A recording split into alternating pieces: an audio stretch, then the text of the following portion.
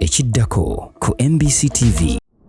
Come with me wano ku MBCTV nga tugenda okusurprisinga Cambridge Kindergarten.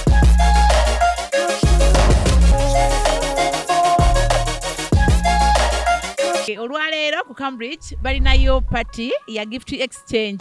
Sharing is when you allow someone else to use something that belongs to you. Wow, we give her bravo.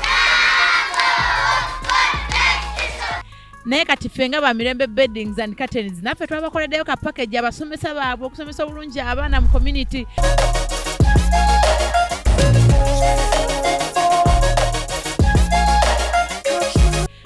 Director tufunemu naye ka some interview. Mu ssomero eritegeera omwana kye tusooka okukola kuteekawo coordination. So come with me.